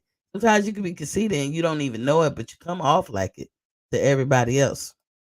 He said, "Nope." Okay, Mr. Gold.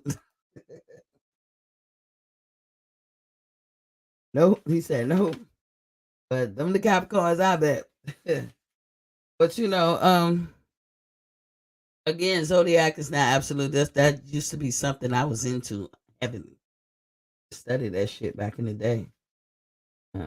It's not an absolute, but it's a good rule of thumb. You know, like I said, every I met a Libra that wasn't nothing like Libras that I know. And then as we got older, it seemed like he morphed into a typical Libra. That's why, like I said, I say Wilder. I can relate to him. The three signs I can relate to: Aquarius, Gemini's, and Libras. Even though I say it's that other motherfucker, that other bitch, and as a Gemini, because they got two faces. That other bitch that I don't like, and then it's the main one I like. It always be like that though. It always be like that. But anywho, uh, that's the update with the case. Bud made a game while everybody over here talking that bullshit. Y'all have to, when these content creators or anybody, any fans say something, you have to ask yourself why. Sometimes it'll be a rhetorical question. Why? Means you don't, you're just doing it in your inner monologue. Like, why? What's the purpose?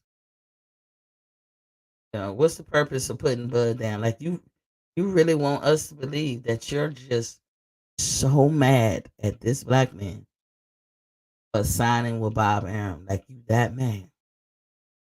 Or the folks that be like, he's ignorant, he makes bad decisions. Well, I just read you what his average pay was. You know how you get to average pay?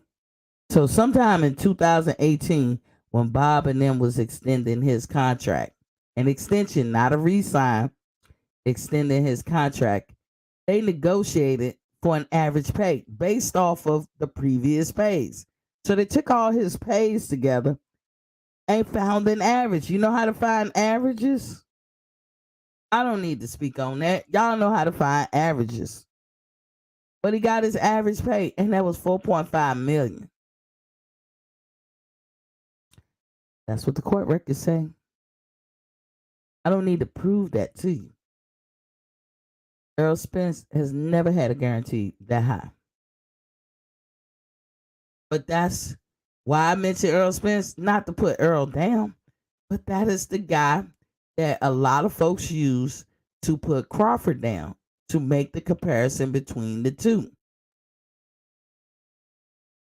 to put him down. Earl Spence make more than Crawford. Crawford is a bad businessman. What he should have did was sign with PBC. PBC don't pay you shit. Ask Adrian Broner. Look at Earl guarantees. Then look at Crawford's. Bob saw money in Terrence. And then when they said, Bob, I lose money. But nobody talks about the fact that Bob being a promoter, he gets the budget, the money from the network that he rolling with. So ESPN has a budget. And they hand that budget over to Bob. And Bob disseminates the budget. He gets the venue, the location, the camera crew, all that good stuff. He pays all the fighters. When you lowballing niggas, I guess you can put niggas in a fight. Because that's the thing we love to say about Bob. Bob will get you a fight. It's 15 fights on these cards. You only see on TV the top 4. Yeah, it'd be a lot of black dudes. But how much they getting paid? $1,000, $5,000, $4,000. ESPN might have gave you a budget of $30 million. You barely gave Bob $30 million. Get this fight card together. The camera crew and all that shit don't cost as much as people think it do. And guess who get to keep the rest of the money when you paid everybody? That will be Bob. That will be any promoter who gets money from a network. That's what it would be. in some kind of way. Of course, the network is gonna make their money back, but it's a network. It's a network. Think about it. Let me change it. Change how you think about it or see it, if I can. Remember, we hear about these stories about Monique and how she getting in trouble, this, that, and the other. Tearing her drawers with certain people, this, that, and the other. I don't get into all that. I like Monique as a comic, but now all the comedians have said, Monique, you can and I know she know this. You could do a special anywhere in the country and get a camera crew to come through, and she got the money to do it and record your special, right? And it could be a hit, and then you can shop it around to different networks. Now, if Netflix didn't want to give you a solid, you can shop it around to Showtime, HBO, with whoever. But they're gonna pay for that content, right? Showtime is not gonna make no money from paying, like, no actual new money. I'm gonna say, Showtime got its subscribers, and to keep the subscribers, they buy content or buy movie rights to play so that their subscribers can stay subscribers. Now, Showtime subscribers, they pay what, $15 for one of these paid channels, about on average $15 to $20. I don't know, depending on where you at. For either HBO, Showtime Max, Epics, whatever all the other paid channels, right? They want you to stay paying them, so they offer you a variety of things to watch. So if they buy a comedian's show, they just spent 5 million, 10 million, whatever they wanted to spend for that comedian. It'd be 2 million. They buy the rights to show the show. That's 2 million that went in the comedian's pocket. What other money is Showtime gonna make off of buying that show? Nothing. Showtime is going to keep and maintain subscribers and hopefully get a new subscriber. That's their business model. So when you're talking about the boxing part of it, because a lot of people get Showtime because of the boxing. So if Showtime give you, let's say, $50 million, that's the budget for put this Terrence Crawford whatever fight on. Suppose they give it to PBC. The PBC got to pay for the venue, section. They got to pay for everything to get it up and running. The camera crew, da da da da. Out of that $50 million, PBC probably paid to all of that shit. Maybe a couple of million. A drop in the bucket, right? Then you got 15 fighters. So somehow way they got to get paid. And it's going to be different amounts all the way down the line. So somehow or another that comes out to total, because your main event's going to get paid the highest. So let's say on average, you're talking about a regular fight card or whatever, that total going to be maybe 10 million or less. So now we down 12 million from 50. So we at 38 million. Whatever extra fluff you need to get it hopping and running to make it a hot ticket item, you might pay. But who keeps the rest of the money? Bob Arum, Oscar De La Hoya, Eddie Hearn, Mayweather. I'm just naming all promoters, if you notice. BBC. They keep the rest of the money, y'all. Because that is the budget that network allocated for certain fights. And they awarded that contract to certain promoters to put on certain fights. They get to keep that money. So tell me how the fuck Bob was actually losing money from Terrence Crawford, for real, for real. Maybe he meant to say, I'm not gaining a whole lot. But I told you, I always said, why not put him on regular pay-per-view? I mean, I come in my house, I go to my cable TV, or my direct TV. I pull up my remote, I turn it to a certain channel where they show pay-per-view, and I click select. And it's just that simple. And it's on my TV. Or I could call my cable provider and say, hey, I want to order the so and so fight. They were like, all right, it's on every fucking TV at my house. But that app, the ESPN Plus app, the only person you was really putting on there was Terrence Crawford. It was not user friendly. I don't care what nobody say. I'm not using it as an excuse. I'm just saying the fact. It wasn't user friendly. And people who didn't have the app had to invest in subscribing to it, who probably didn't want to. Now, if the app was all that and it was a move that Top Rank just wanted to make and everything digital, like some people try to say, then why the fuck you ain't put Tyson Fury and Wilder on it? And I'm supposed to be Bobo the fool and look at this shit like, yo man, you are really serious with your MBF. You really serious about that. You have no value in black people. And you know they can be the goods, but that's not the one you want to prop up.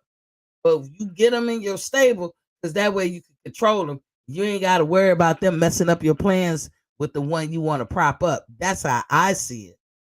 I don't know about you guys, but that's how I see it. So this whole thing with this lawsuit, how they try to interject it and cause more controversy with it when it comes to Earl Spence and Bud Crawford. I don't think either one of them are scared of each other. I think what is what is, and I think this lawsuit going to show a lot of people some shit and prove a lot of people wrong. It's already doing it. It's already doing it. When you try to put your web of deceit together, I mean, you only trapping yourself. There's so many words that Earl Smith said before until now. And then remember when he said, I was just playing. Come on, yo. I only bring it up. Like, I don't hate Earl Smith. I wouldn't really even bring him up that much if y'all didn't show this hate for Bud. And at first I was like, what is it? And I'm just starting to see, at times, I'm just saying, there are some black men who wish they was a massa. Yeah, they do. They got massa envy. I don't know what to call it, but they wish they was a massa. And they treat other black people like that.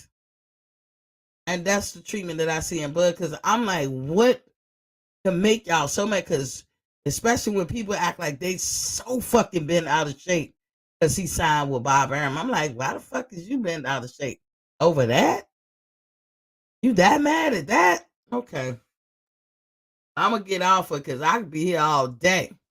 But if you're counting, Bud Crawford 1, other team 0. For all that talk. For all that, shucking and jiving and shit. That's how I see it. Oh, in other news, I'm going to say this real quick because I don't want to let it linger to tomorrow or anything. The boy, Canelo throwing mud for spilling tea at Ryan Garcia. First they was cool, and then they became uncool. But then Canelo, and I think it's because Canelo peeped game about Ryan and all that. They from different generations. Ryan is from that generation when he's the fast food mentality. He feel entitled. He do a little bit more work than some, but it's not an absolute. Not all of them, but it's enough of y'all in this generation for us to even title it. That you guys live with a sense of entitlement. Like you don't even know hard work. Like this would be baffling fucking me. The mindset. But I warned Canelo a while ago. I said, Canelo, you ain't dealing with your generation. You're not even dealing with my generation. You talk about this kid. You keep saying this shit. He gonna bring it back to you. He ain't gonna forget it. They don't have codes like we had codes.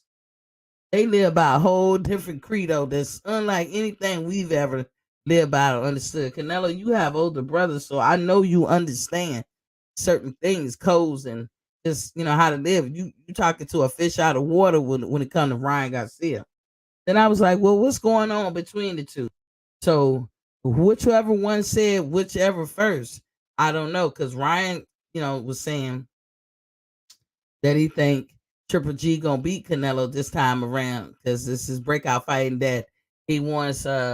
Whichever one of them lose, they should retire. I was like, Ryan was talking some cold shit. Now, did he speak first or did Canelo speak first? Because Canelo had came out and said his favorite fighter to watch is is Tank. He don't think nobody can beat Tank. Not alone Ryan. He don't think he can beat him. He likes Tank better. So if I don't know who said who first. I might look that up and come back and give y'all an update like as to the date. If y'all know in the chat, let me know. But whoever said who first pissed on the other one Cheerios. And Canelo calling out Ryan back in the day, talking about you ain't working, you ain't got good work ethic, and you come in the gym, and then a couple of minutes later you leaving and all this. I mean, he was giving you constructive criticism. We all said that Canelo was acting like a big brother, and I mean, as he should, because they clicked together. I mean, I remember when Ryan was going through his shit in the beginning when he was really going through it with De La Hoya. Who caked for you? Who cuddled you? Who took you under their wing? Canelo, team Canelo. They was rocking for you. They didn't say nothing to mess up anything for you, but you know that they was on your side. I remember that. That's what Canelo and them team did. And I'm the last person to take up for Canelo, but he was acting as a big brother and in my opinion, giving constructive criticism to Ryan. And don't get it twisted though. Canelo understands this young generation. Because I know y'all say Canelo's just 32, but he got a 16 or 17-year-old daughter. I forgot what age. I'm thinking she's 17. But she at least that. Yes, Canelo do. He had a baby real, real early. Got a daughter that old, just almost a grown woman. You know what I'm saying? But it don't mean that he agree with this generation mindset. And that's what he need to understand. You dealing with Garcia and his mindset and his social media. It ain't gonna be nice for you because Ryan gonna get to a point where he gonna spill the tea also. And Canelo picking everybody else to win. But Canelo said he wished him the best and all that stuff.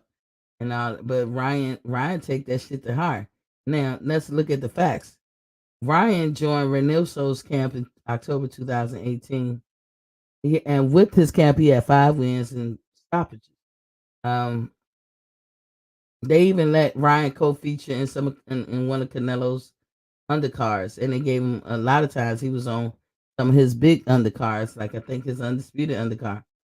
Then Ryan, sometime this year, he bounced and he got with Joe Goosen, and he cited more than irreconcilable differences as his reasons for going. This was back in February.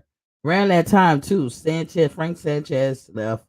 The man they said is young, but he look old as a bitch. And was Ortiz, Andy Ruiz. I'm sorry, Andy Ruiz left too. Now, a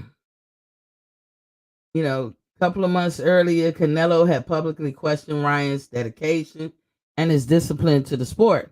And I mean, again, acting like a big brother. Because Ryan, you don't seem like you disciplined. You don't seem like you dedicated. And I even told y'all, if y'all look up Ryan network, it said 10 million. So shit, he young. He's a handsome young man. He mowing the lawn. I mean, like that's the nice way to put how many girls he running through. He got 2 babies. He's rich beyond his belief. I mean, where the motivation gonna come from? He never accomplished anything in the first place. So Ryan said that Reynoso was 100% committed to him while he was there, and he felt it. So that's why he left. If you're not Canelo, Reynoso ain't paying much attention to you. And as I said, Sanchez and Ortiz departed too. So Ryan also, what did I say?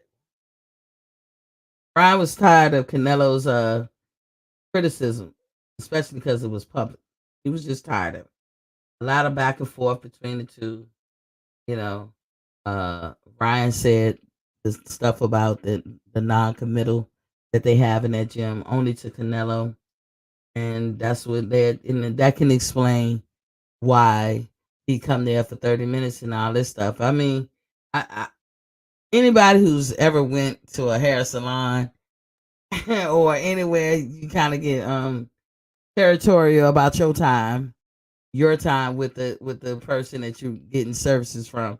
And when they seem like they're not all the way there, that upsets you. You at that point, your first thought is, I might as well go somewhere else. Because that person can't give that much of themselves. They can't spread it out. So Canelo, from my knowledge, first came out with the constructive criticism. Again, I thought it was constructive criticism. I didn't think it was bad. I thought Canelo was being a big brother. I thought he was trying to spark an interest, to spark something in Ryan to be like, know what, motherfucker. But when you got 10 million in the bank, I mean, I don't know where the motivation gonna come from. But what is new is them predicting Canelo would lose the fight to Triple G, and that's what Ryan said. Now we all know that Canelo been on a warpath since he lost to Bivol. Even Triple G is out there saying, "Why is he so mad at me?" Yeah, I don't know. Canelo's is promising to be stronger. He's promising to do a whole lot of stuff. He feel like he got to get some get back. I don't know. Canelo on a warpath, so maybe everybody can get it. I don't know. But Triple G's like, what the fuck you mad at me for? I'm sorry. So this pissed Canelo off. So he start slinging the mud. You know what I'm saying? With Ryan saying that he gonna lose to Triple G. So when Canelo starts slinging the mud, here you go. He mad. This is what Canelo is saying now. He mad he ain't a part of the team no more. He just jealous. He mad. He called them a kid. A kid with two kids. Okay. I'm sure Ryan didn't like that singing. And then he advised them unsolicited. Now Ryan didn't ask him for this. And I'm quoting, "Do your job. Focus on your career." This is what Canelo is saying to Ryan. Those were quotes. And then, this is when he cutting deep. Win a championship. Ah, damn. He stuck the knife in his side and turned it. Win a championship, then come holler at me, bitch. That's me paraphrasing. But he said, win a championship. And the quote is, then talk about other people because you've accomplished nothing. Why you sitting around talking about fighters who have accomplished a lot? So let me paraphrase this. Bitch, you got a lot to say for somebody who ain't never won a motherfucking thing while you sitting around here trying to cap on me. Bitch, worry about yourself. I just paraphrased that for y'all. But that's what Canelo, that's what you was trying to say. I could be your I don't even know what to call it. Your American translator. We ain't talking proper English, but I damn if I call it something else. I can be your American translator so we can drive the point home to folks. They say like, why your motherfucking ass trying to cap and talk about me? Worry about your bitch ass self. Win a championship first. Do something, nigga. Shit. Be recognized. Another quote. When I was 20, I was a champion. I was a world champion.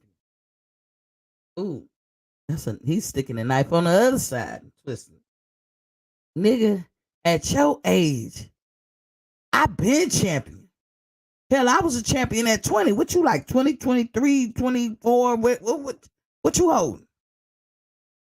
And I was a baby daddy too. Yep. At 20, I had a 4-year-old. Yep. But I was a champion. Fuck you doing? Asking for proposals to marriages. That's all you doing. I told y'all when Ryan, every time he got to fight, he got to bring up somebody because he got to talk about them people as if them two about to fight. And then all it is cap so you can go watch his fight. Basically, he proposed a marriage to Tank Davis. He got a hard on for Tank Davis. I don't know. Tank gonna tell you no, he don't get down like that. That's what you get when you riding off of another man's accomplishments and shit. You trying to be the missus. Hopefully that makes you mad, Ryan, that you stopped doing it. But that what it sound like. I mean, I was like, damn. Because what do women do when they get married? They become Mrs. Cleavon Little. You know what I'm saying? Mrs. Daryl Jones. You know what I'm saying? That's how they say it. They don't say Mrs. Alice Stripling. You know, they don't do that. But guys, they do that for women though. And what do women do typically? They brag about their husband.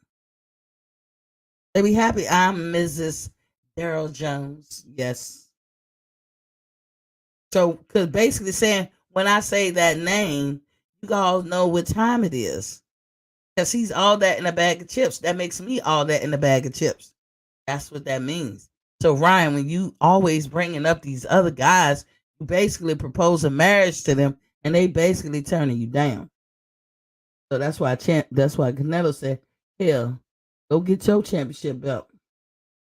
He's talking about, hey, don't talk about because you young, nigga. When I was younger than you, and I had a 4-year-old, I became a world champion.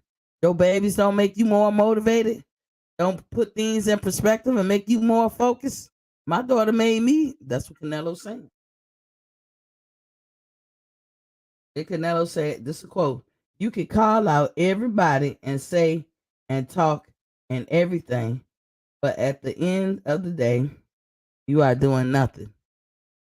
To translate that, nigga, you could talk about everybody else, but all you doing is dick riding. You ain't doing shit. You ain't busting a grape, you bitch ass nigga. That's what Canelo's saying. I just translated that. I quoted him directly, but then I put it in words, we all can understand. Canelo forewarns everybody that Ryan is not part of the team. He is going to talk shit. Let me let y'all know this shit right now. This nigga gonna be popping his collar because we ain't letting him play in the reindeer games. Just trying.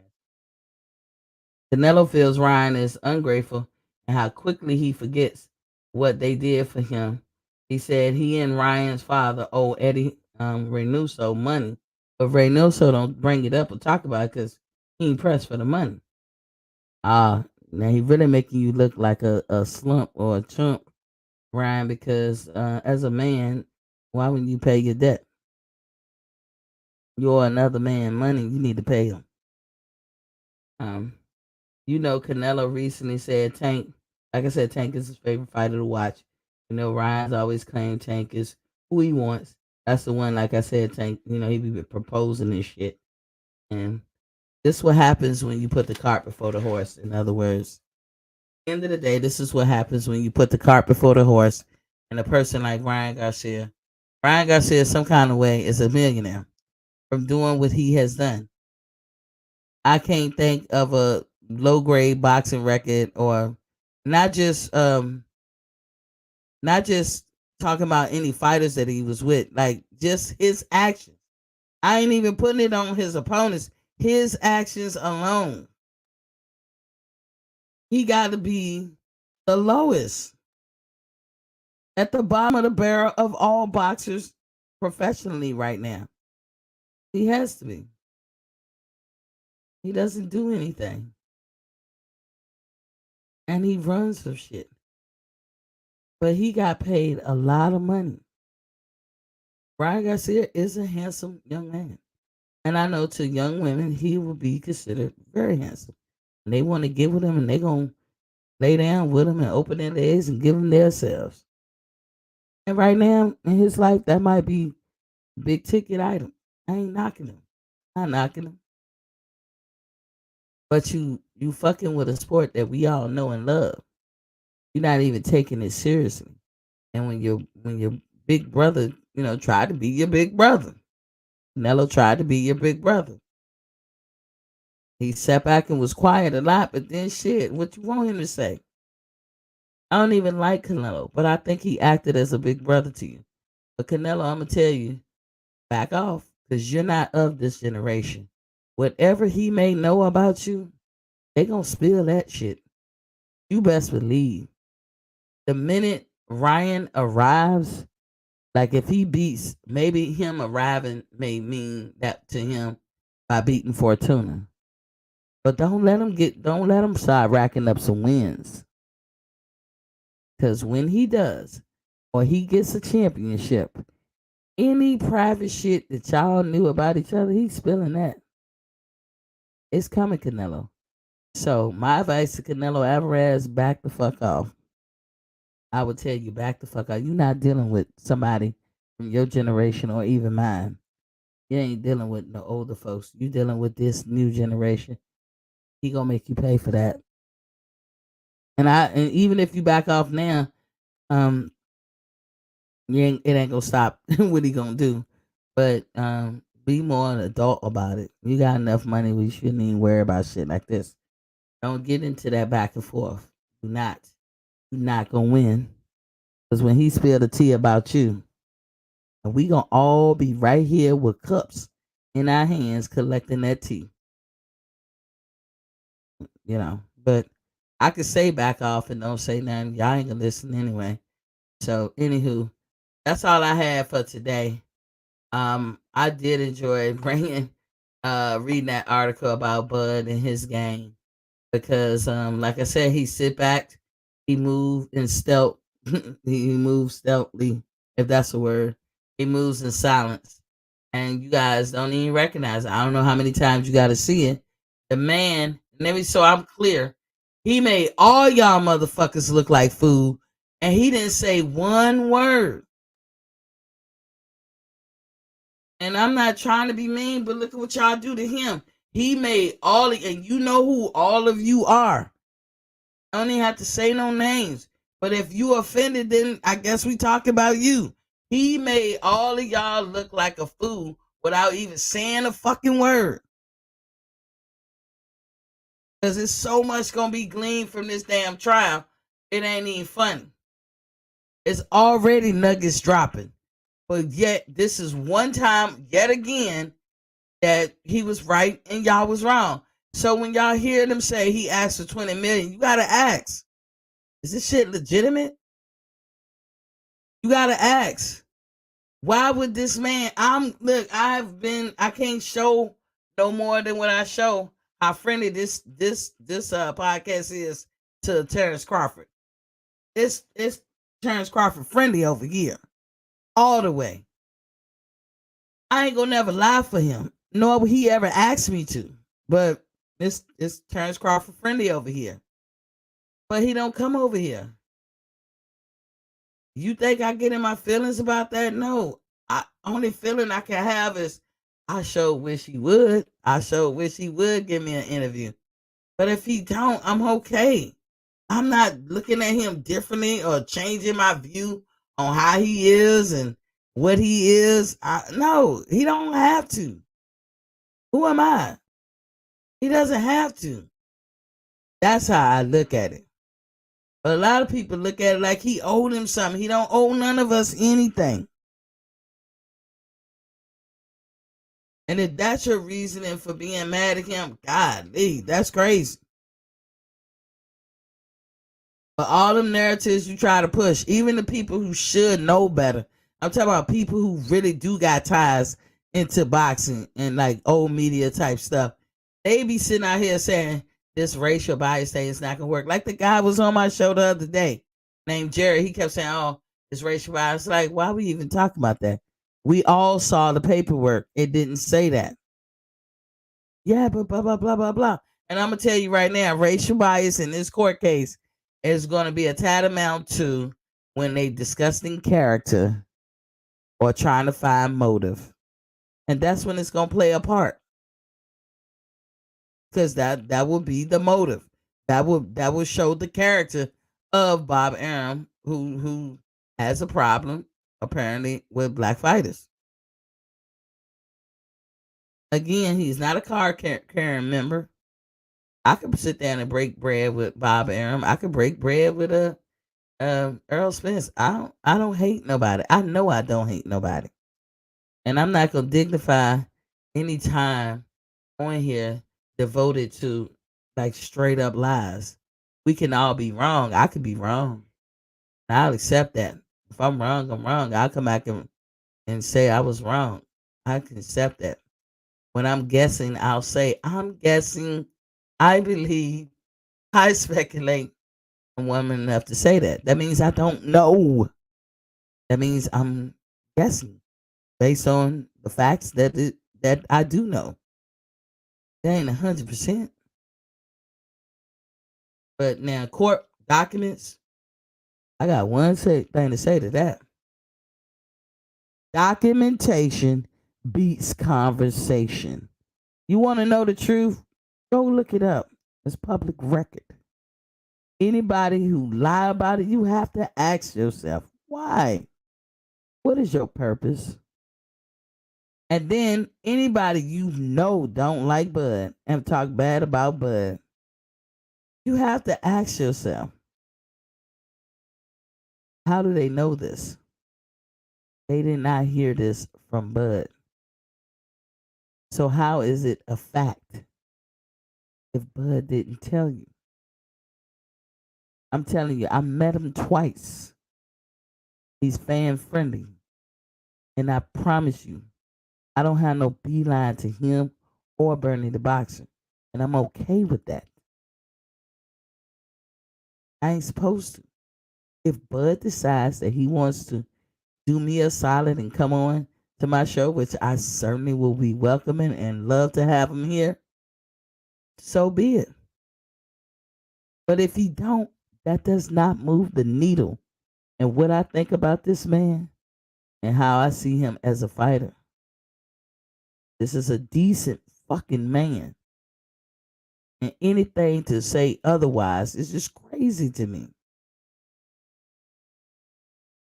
But all I can say is, Bud, keep proving them wrong.